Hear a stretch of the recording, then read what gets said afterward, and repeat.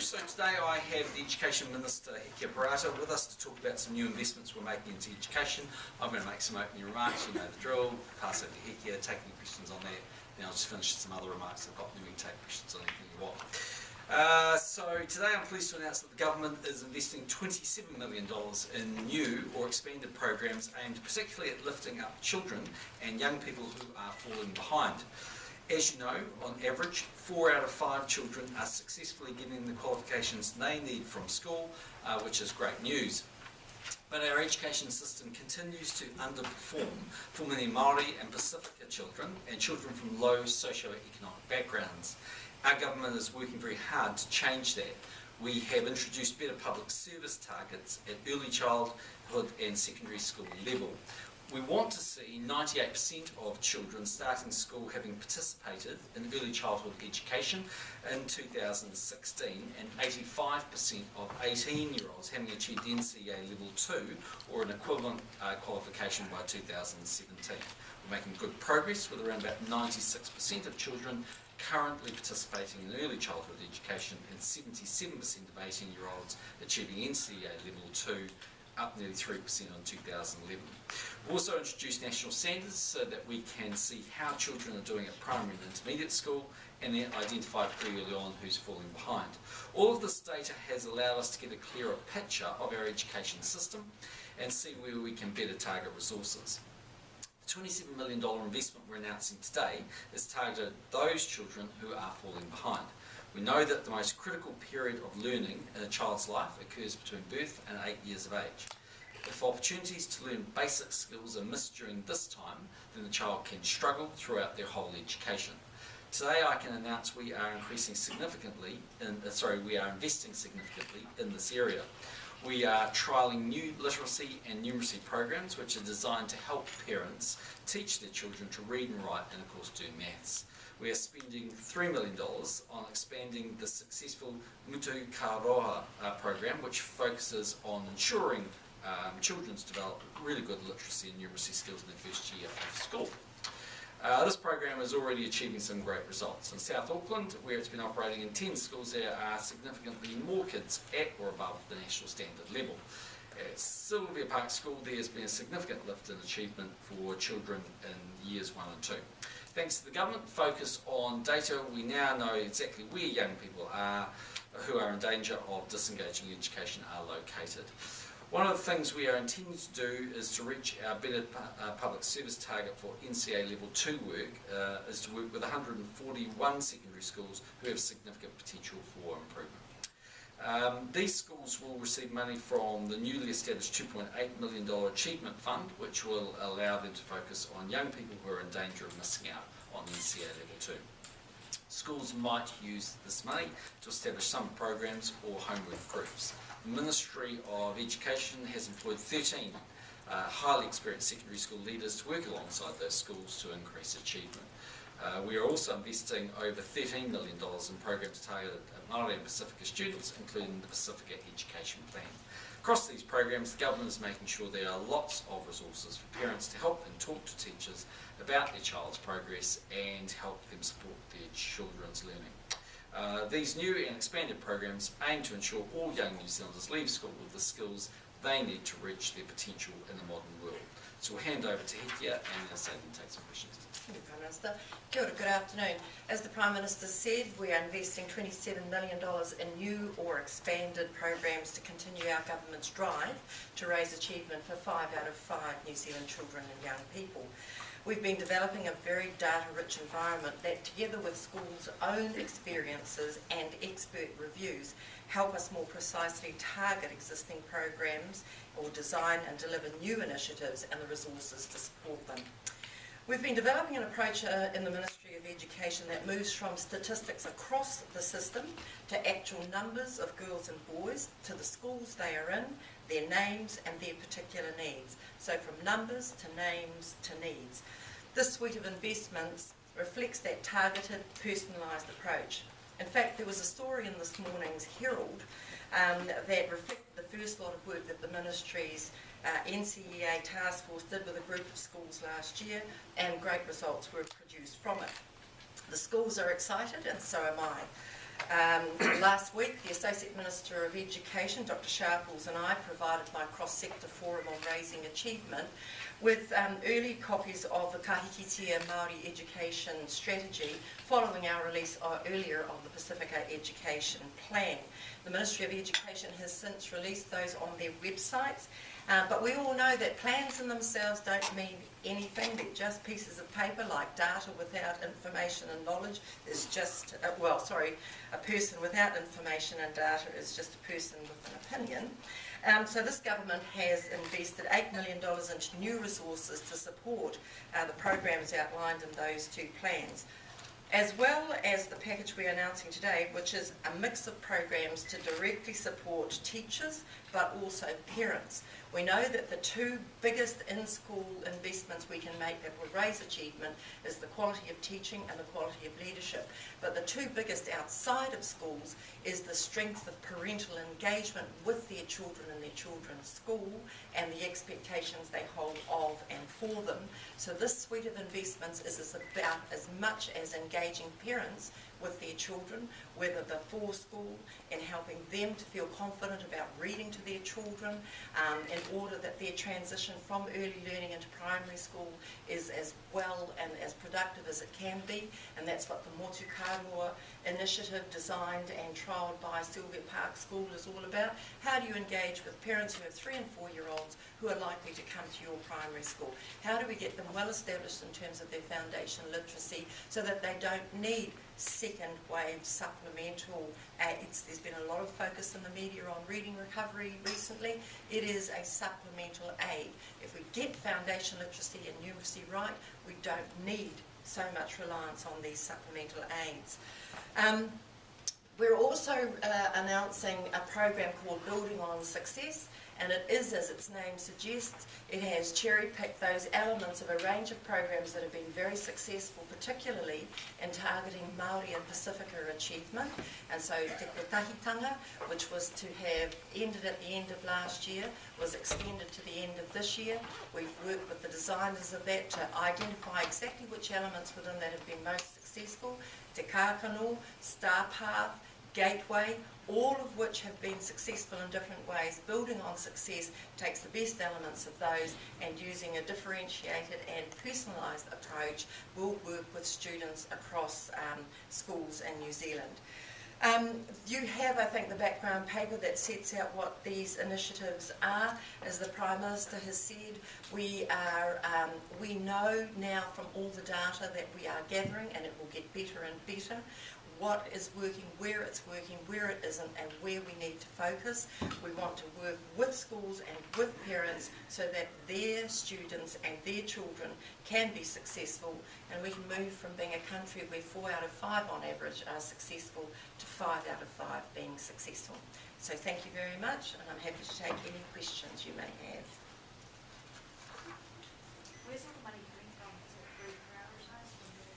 No, this is funding that we've had in across a couple of budgets which are focused on those students that have consistently not performed as well in the system. So what we've been doing though is, for instance, we've been working with the providers of Te Kotahitanga to identify what's worked really well and what hasn't, and through that process we've now developed this suite of, I think, about 8 or 10 initiatives. So the money's coming from coming out of an It's coming out, it was provided for, a large amount was provided for in budget 2012. In the last 3 budgets we've identified were either equity funding or priority learners funding, and these ones are coming out of already budgeted for this specific area. And this is about 9 million a year, isn't it? Well, it's going to be 27 million over 4 years. But 9 million a year initially. Well, some of them are for 2-year programs and some of them are for 4-year programs. 9 million a year for the first 2. For which programs? Well, so Motu Katoa is only for 2 years, yeah. whereas Building on Success is for 4 years. So, I mean, if you want to average it over 3 years, then yes, that's what it would amount to. But they're different programs. One is a $2 million program for 2 years, one is an $8 million program for 4 years, etc., etc. But our fact sheet that we've handed out gives the specific breakdown. Okay, cool. Thanks very much. Thank you. So just, you will have seen the announcement by Finance Minister Bill English earlier this afternoon. The government has issued a discussion document looking at the options of flexible superannuation. This is part of the confidence and supply agreement between National and the United Future parties. The proposal would give New Zealanders greater choice about when they could first take New Zealand superannuation. For example, they might opt to take it at 60 years of age at a lesser rate, or defer receiving it past 65 in order to receive it at a higher rate. The discussion paper is being issued to gauge New Zealanders' appetite for such flexibility, and more policy work will be needed if there was a decision to go ahead. It's important to remember that in order to provide certainty for those who have already retired and those who will retire in the future, that this government remains committed to maintaining existing settings and entitlements for New Zealand Super. Just next week I'll lead the New Zealand delegation, including Foreign Affairs Minister Murray McCully, as we head off to the 44th Pacific Islands Forum in the Republic of the Marshall Islands. As the host nation, the Marshall Islands has highlighted climate change as a major theme for this year's forum. We'll also cover broader issues, including cooperation and integration around the Pacific Plan, Fiji's steps towards its election proposals in 2014, and of course security issues, as well as attending the forum meeting and leaders retreat. I'll hold bilateral meetings with a number of other Pacific leaders and participate in post-forum dialogue. Finally, on a sporting note, I want to acknowledge that it's been a fantastic couple of days for New Zealand sport. Obviously, start by congratulating Richie McCaw and the All Black team on the convincing victory in the Bledisloe Cup. Dean Barker and Emirates Team New Zealand on the very classy and comprehensive winning of the Louis Vuitton Series, and of course Lydia Ko, who's achieved that remarkable feat of retaining her LPGA title at the Canadian Open this morning. They've all made a very small country like New Zealand very proud. In terms of my activities this week, I have caucus and question time tomorrow. I'll be in Wellington on Wednesday, have National Party commitments on Thursday, and on Friday I'm heading to Te Puke in the Bay of Plenty. In terms of the House this week, as indicated by the Leader of the House on Thursday afternoon, it's the government's intention to move an urgency motion this week. We intend to progress the Insurance Amendment Bill, the Resource Management Reform Bill and Patents Bill, amongst a number of other bills at committee stage at first and second readings. Questions? The focus today is obviously on the Labour Party. Are you concerned that this is going to be the focus for the next 3 weeks and you're not going to get as much attention as you used to? Well, there's two ways of looking at it. One is, yes, they'll get more attention, and their attention will be focused very heavily on how divided they are as they go through their own sort of series of, political idol, or, whatever you might want to call it, some sort of reality TV show. Look, in the end, they'll change their leader because that's now, required. But, they'll still be an ultimately pretty divided caucus, I would have thought. David Cunliffe has recommended you take a long, long holiday to Hawaii. What's your response to that? Well, that's lovely of him to make my bookings. I'm sure my wife will follow that advice over Christmas, but we'll be back in the new year. And also Shane Jones has called you a $50 million gorilla. What do you make of that? Well, fair enough. It's already begun, hasn't it? Shane's a good bloke. He won't win, but he's a good bloke. Should a man who has put porn on his ministerial credit card be fit for running to be PM? Oh, well, he could be, but the reality is he's not a serious contender in the race. It's in the end going to come down to Grant Robertson and David Cunliffe, and both of those are going to take the Labour Party even further to the left. It's really important that New Zealanders understand it's not the caucus deciding who the leader is, it's the union movement. And the union movement, when they select their new candidate, will want payback time, and that's going to take the Labour Party quite a way to the left with the Greens. So the porn has nothing to do with the Shane Jones? I don't want to vote for any of them, to be honest. No, but if you were, who would you vote for? David Shearer. Who do you think will win? Don't know. Don't really know. It'll depend on the union movement. They're deciding the next Labour leader. It is a Labour Party. Is it that unusual for the union movement to actually have some influence? Well, it's different, isn't it? You've now got this equivalent of sort of parliamentary idol, and they'll go out there and strut their stuff. Actually physically demonstrate to New Zealanders how much they loathe each other. Each party and each camp will go out there and undermine one another. They'll go out and spin stuff and leak stuff about one another, and then at the end of it they'll pretend they're all one big happy family. But that doesn't answer the question of why is it a surprise that the Labour movement will have some influence? Well, it's different, isn't it? Because they've got that process now. It's way different from the caucus deciding the leader. Why don't Won't it be you healthy have for New Zealand volunteering voters to with actually have a Office real... Sorry? Sorry. Won't it be healthy for New Zealand voters to have a real left and a real right party there? I mean, why do you sort of think it's a bad thing? Well, I mean, it's certainly going to make a stark contrast at the next election that you really have truly got the far left versus the centre right. The question is that what New Zealanders want? A very big spending, big taxing, currently opposition that wants to say no to everything. I actually think that position's national well, because over the course of the last 5 and I think like 6 years, we will have proven to New Zealanders, one, we can manage the country in very difficult circumstances, global financial crisis, Christchurch earthquakes, Piper reminds us, you kind of name it, we've had to work our way through those. We've got very good economic numbers and numbers across a number of areas, improving health system, improving the education system. I'm very confident about our results. They are going to have a prescription which is very far left, and that's just a question of whether New Zealanders want that. Can we ask you about this ruling from Justice Pankhurst today, just in the insurance issue in Christchurch? I haven't seen him, sorry Jess, what did he say? He basically said that it was against the law for the government to go and purchase uninsured land in Christchurch. Oh, right, okay. So he said that that's not Right, going okay, to be... the red zone, yeah. Involuntary acquisition of the red zone. Absolutely, yeah. Problems. Do you think that the government will appeal that? Look, as you can see by my reaction, I simply don't know. I mean, one of the issues, of course, is that land in the red zone is by definition marooned because there's no services being provided there. They won't be provided there. We believe the land is unstable. It was always and is a challenging area, I accept that, because by definition, because it's land, it can't have insurance on it because the insurance comes through EQC and that comes by virtue of a property being built on it. So if there's no property, it can't be insured. So it's always been a bit of a challenge, but we'll need to go away and get some advice about what happens next. Do you anticipate that the government will now go and look at some kind of new offer? Well, I don't know. I mean, some of those owners want to sell. I mean, obviously they prefer to sell for more than the government offer, which is 50% of the land value. It depends on when they bought the land. In some instances, it's not quite so bad, but in some instances, there is hardship there. I accept that actually. But the challenge is, what does the government do when it's really blazing a new trail? Because there's really no rule book here before. There's, essentially you're taking someone out of an uninsured asset, and generally the government's response is if you don't have insurance, then we're not going to fill the gap there. That's been the dilemma that we've been dealing with. What are the chances of the government supporting the Peter Danes Flexi Super scheme?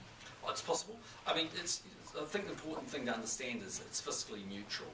So, I mean, if you take, I assume this is the way it'll ultimately work, but if you took superannuation, say at 63, you would get a smaller amount, but the expectation from the actuaries is that you'll get it for longer because the expectation is we'll all die at the sort of same point. If you take it later, you obviously get more. So it'd be a trade-off for people to decide whether they think that they could maybe take it a little bit later and get a lot more in their retirement. So that will certainly appeal to some people. And that's one of the issues with this the sort of raw arguments of just raising the age of super. I mean, it might work perfectly well for some people who have got office-type jobs, but if you're a lumberjack and you get to 65, it's actually pretty tough. Maybe chopping down trees still at that age. Is the policy, would it be inconsistent with your commitment not to change the No, age? because it's voluntary and every person can continue to receive New Zealand super at the age of 65. So there's no problems here. So Would how it are be you the first deciding? step towards raising the eligibility age though? Because you I don't think so, mentioned no. more It's not a people- Trojan horse for that. I mean, our view is that's not necessary and we've got modelled in our accounts and we're quite comfortable it's affordable in terms of New Zealand super at the current age and entitlement rate. But it is aimed at saying, look, there are a range of different circumstances and some people might want to get their super later and get more of it. So how will you decide if you support it or not? Oh, well, we'll go through a discussion document, we'll see what people say, we'll see what the experts say, and we'll give it some thought. So the government said it wouldn't change the eligibility criteria. Do you believe that this isn't changing the criteria? Oh, it's definitely not. I mean, in the end, every New Zealander currently who's been defined as being in the country for 10 years or more is entitled to receive 66% of the after-tax average wage New Zealand super at age 65. That will remain. If they choose to want to take it later and get more, or choose to want to take it earlier and get less, that might be possible if Flexi Super is introduced. Is this something that you would take potentially to the next election as a proposal? I don't think we'd need to do that. I mean, in reality, nothing would change. If you're in New Zealand that says, I want to get the current terms and conditions at 65 years of age, there's no change. But it will give some people flexibility, and there definitely will be some people who say, look, I'm going to work till I'm 70, or I'm going to work till I'm 68. I'd actually, I take the risk that I pass away in between being 65 and 68. Of course, that's always a risk, and don't get that year of New Zealand Super or 2 years I might have got. But I also run the opportunity that I might be on the planet for a lot longer, and therefore get a higher amount for a lot longer period of time. Sounds like you think it's a good idea. I think it's not without its merits. But it could be introduced in the next budget. It's possible, but we'd have to go and do all the work and have all the discussions about that. It takes some time, I think. Is there any chance that you would revisit your view on 65 and 66% before the election? No. Is there a risk that people will get quite good information about what their life expectancy is, and therefore it won't be cost neutral because some people might be in a different demographic? Yes, so that's always the risk. The government would have to work all of that in, but we know at the moment roughly the average woman dies at roughly 82, and the average man roughly dies at 80. So people have to do that calculation, but that's an average, and there'll be variations there. Prime Minister, on the shooting of Halata and Naitoko, Yeah. the police have announced 225,000 in compensation. Yeah. Is that enough, in your opinion? Well, look, that is something the police have agreed. It was obviously a very tragic set of circumstances, and our sympathies continue to go with the family. This will never bring their son back, but will at least go some way, I think, to helping support. I think there were dependents that left, and at least go some way to the police apologising for the tragedy that took place that night. Does that seem enough for a life, though? I think it's important to be seen that it's in the context of ACC and other payments that were made, and they depend on the individual circumstances, but I think there might have been a dependent there, even though he was very young at the time. I think the second thing is, look, no amount will ever be enough for a grieving family, and all we can try and do is hopefully learn from that experience. It was obviously a very difficult set of circumstances that took place that night. Because the family had planned to sue for $1 million initially. Are you concerned of the sort of much lower amount in settlement? Well, assume they've gone through a settlement process there, and as we all know, suing is very expensive and difficult, and one assumes the parties have come to a point at which there is at least acceptance, if not necessary, full agreement. Prime Minister, last week the Reserve Bank imposed a speed limit, Yeah. and the banks have already started reducing interest rates for people who are borrowing less than 80% and increasing it for those above 80%, which seems to sort of worsen the impact on those people who have low deposits. Are you concerned that this is going to hit first-home buyers even harder? There's, in principle, no logical reason for them to do that. What they have to do is manage the amount of loans that they write, with high LVRs now, and they need to think through how best to manage that. I still think that they will, on balance, overall tend to favour, in the group that are above the 80% LVR, that fit within their speed limit, first-home buyers. And I think there are a number of good reasons for that. A, because they may be eligible for some of the government's programs, in which case that puts them in a strong position. Or B, because actually, like young people, banks want long-term relationships with clients and customers. And first-home buyers, someone they could have for a long period of time. What they're actually doing is cutting their interest rates for those borrowing less than 80%, which tend to be those people who already have a home and built up equity, and increasing the interest rate for those people who are borrowing more than 80%. Yeah, we can understand what they're doing. They're trying to build their overall market share, but with a larger group of people under the 80%, so that because it's a percentage, it's 10% of their loans can be above the high LVR, and if they can build the denominator, then that allows them, by definition, to have a higher numerator of first LVRs. That seems to of higher LVRs. That seems to favour those who are not first home buyers even more. Yeah, look, in the end, there'll be all these things that will go on. People will do, we've got a variety of different options. I guess all I'd sort of say is, look, in the end, the Reserve Bank are free to make their decisions. They have made them. They've always had these tools there. They've chosen to use them. My main point would be, my understanding is the bank's done some modelling, and that modelling indicates that by introducing LVR restrictions, they will have to increase interest rates by a small amount than they otherwise would do. That has implications for every borrower and every business. In that regard, if that is the case, that's good news. You were hopeful of some kind of carve-out for first-time buyers, maybe? I think in a way we've got a bit of that. I mean, the government's done that essentially through KiwiSaver and Welcome Home Loans. We've had discussions with the banks, and the banks have certainly given us an indication that they're likely to favour first home buyers because of the reasons I just said. They want a long-term relationship, so that's one thing. And secondly, I think you can already see some of the banks, like one of the banks, for instance, two of them actually, have come out with specific packages aimed at higher lending first home buyers. There's no actual carve-out in the New Zealand, is there?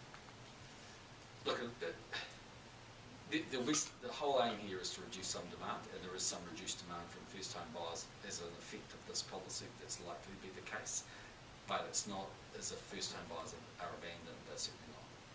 Just quickly back on the Flexi Super Plan, would you say that the government has changed its attitude towards the plan in recent times? It would change their plan towards New Zealand Super, or Changed your attitude towards Mr Dunn's scheme? look, I think it's been something that he's been interested in for a long period of time.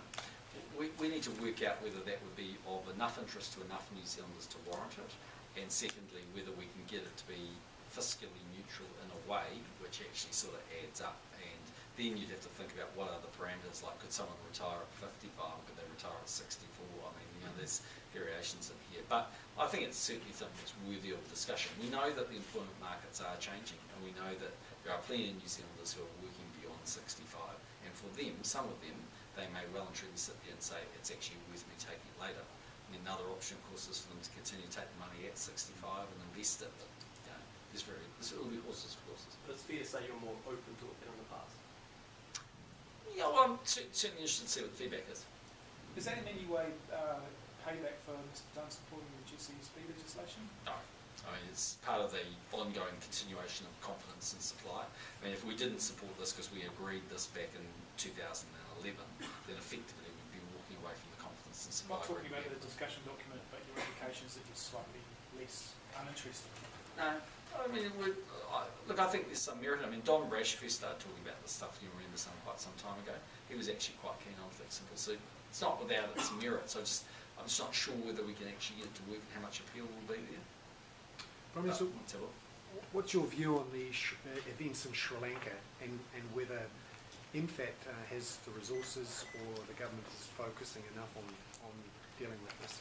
Yeah, I mean, my understanding is that Fonterra are very focused on what's happening in Sri Lanka for obvious reasons. It's quite a big market from their point of view. I think that they are trying to formulate a plan that they might want to take to that market of how they can demonstrate long-term commitment and have a sound operating platform in Sri Lanka. So, look, in the end, I'll leave that for them to work their way through it. But I think they have decided on the back of everything that's taken place now that they need to take a step back, think about their longer-term strategy and enact that. More broadly, though, do you think MFAT has the resources to deal with these food safety issues, all the trade diplomacy that goes around that, given what's happened in the last couple of months? There's some debate amongst ministers about whether we need to have a bigger footprint offshore in some of those critical markets. And if you think about China as an interesting market, I mean, we've gone from, in recent times, a couple of $1 billion worth of exports to, say, 7 billion now and rising rapidly. Maybe our footprint needs to be a bit bigger then. So you're saying that we may have bigger staff at MFAT to cope with some of these challenges? We may end up putting more people in market, yes. Does that mean that your decisions last year to cut MFAT staff was a mistake? No. I mean, you've got to think about what happened there was really a decision around the long-term structuring of MFAT and the way their contracts worked and how they could get renewal through their second tier.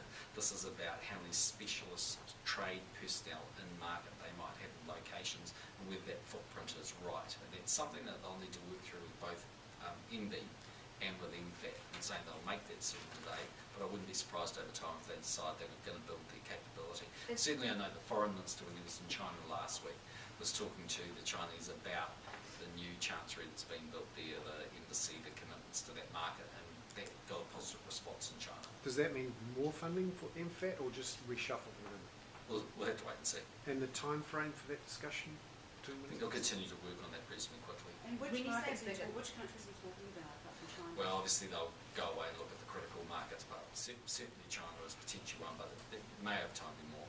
When you say a bigger footprint offshore, what are we talking about here? 10, 20, 30? I think it's very early days, but all I know is that there's been some discussions between the Trade Minister, the Economic Development Minister and the Foreign Minister about exactly that footprint, whether it's big enough, whether there are enough people in market, whether we have enough resources to support everything we want to happen in those places, and whether we can back up.